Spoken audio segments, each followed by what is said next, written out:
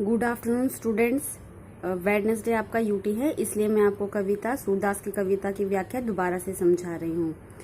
ऊधो तुम हो अति बड़भागी। बड़भागी का अर्थ होता है भाग्यशाली।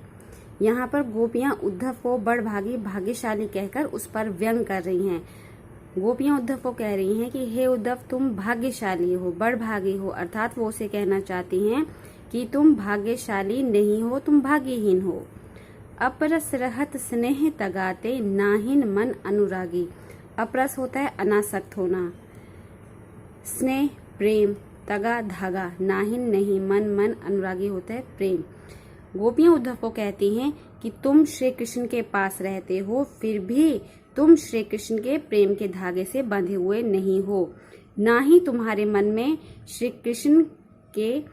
कृष्ण का प्रेम तुम्हारे मन में जागा है। पुरइनी पात, पुरइनी होता है कमल, पात पत्ता, रहत जल भीतर, तारस देह, देह होता है शरीर, न दागी, दागी होता है दाग लगना। पुरइनी कमल पात पत्ता।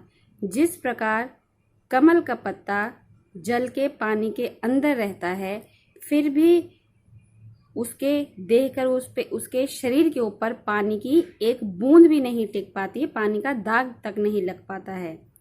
ज्यों जल महा तेल की गागरी, बूंद न ताको लागी। जिस प्रकार तेल से चिकना घड़ा होता है, गागरी होता है घड़ा, मटका, जिस प्रकार तेल से चिकना घड़ा होता है, बूंद न ताको लागी, उस पर पानी की एक बूंद भी टिक नहीं पाती है।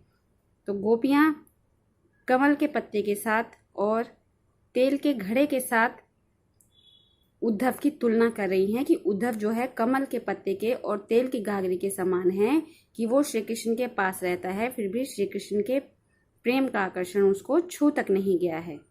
प्रीति नदी में पांव न बोरियो, दृष्टि न रूप परागी।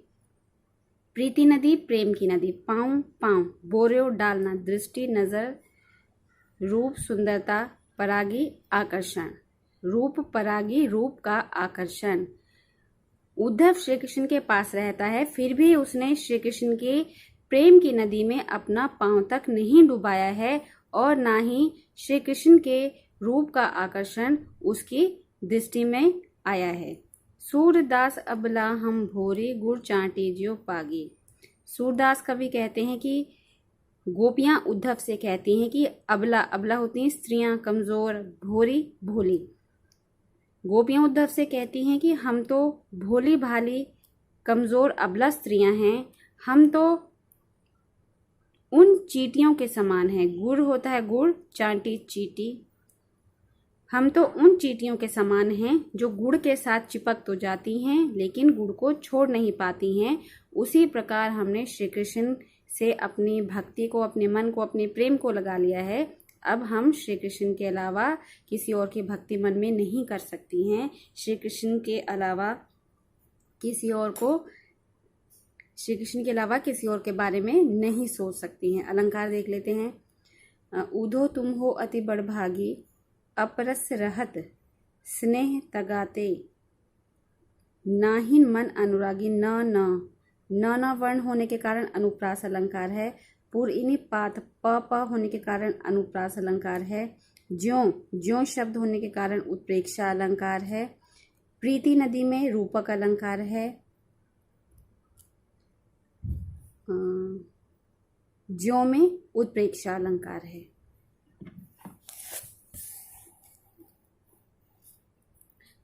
अब दूसरा दोहा देखते हैं। मन की मन ही मांझ रही। मांझ होता है अंदर। गोपियां कहती हैं कि हमारे मन की बात हमारे मन के अंदर ही रह गई। कहिए जाई कौन पे ऊधो, ना ही परत कही, ना ही परत कही, जो बातें नहीं कहनी थी।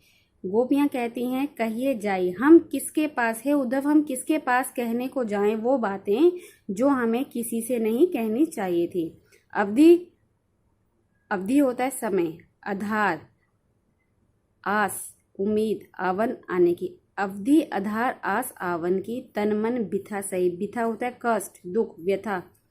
इस समय तक तो हमें यही उम्मीद थी कि श्री कृष्ण भगवान आएंगे, यही सोचकर हम अपने तन से और मन से इस दुख को, वियोग के दुख को सह रही थी।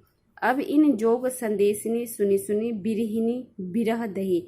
लेकिन अब इन योग के संदेश को, तुम्हारे द्वारा दिए गए योग के संदेश को सुन सुनकर हम विरह के वियोग में और जल रहे हैं। विरहनी, उन्होंने गोपियों ने अपने आप को कहा है वियोगिनी, विरह वियोग दही जलना। अब हम इस वियोग की घड़ी में हम और जल रही हैं। चाहती होती गुहार ही जितहीते उतते धार बही। हम जहाँ से पुकार लगाना चाहते थे कि हमारा बचाव होगा, श्री कृष्ण भगवान आएंगे, उतते धार बही, लेकिन हमारे वियोग की ज्वाला वहीं से और तेज होती हुई आ रही है। अर्थात श्री कृष्ण की, भगवान की तरफ से ही हमें दुख और ज्यादा मिल रहा है। सूरदास अब धीर धरही क्यों मर्यादा ना लही। सूरदास कहते हैं कि गोपियां उद्धव से कहती हैं कि अब हम ही धैर्य का धारण क्यों करें, जब श्री कृष्ण ने, भगवान ने ही अपनी मर्यादा का पालन नहीं किया है। अलंकार देख लेते हैं। म वर्ण आने के कारण अनुप्रास अलंकार है। अवर्ण आने के कारण अनुप्रास अलंकार है। न वर्ण आने के कारण अनुप्रास अलंकार है। संदेशनी सुनी सुनी, सवर्ण आने के कारण अनुप्रास अलंकार है। सुनी सुनी, सुनी सुनी एक शब्द 2 बार आया है, पुनरुक्ति प्रकाश अलंकार है। बिरहनी बिरह, ब के कारण अनुप्रास अलंकार है। धीर धरही, ध वर्ण आने के कारण अनुप्रास अलंकार है। अब हर पंक्ति का आखिरी शब्द देखिए, रही कही सही दही बही लही। तुकबंदी वाले शब्द हैं तो इनमें स्वर मैत्रेय है।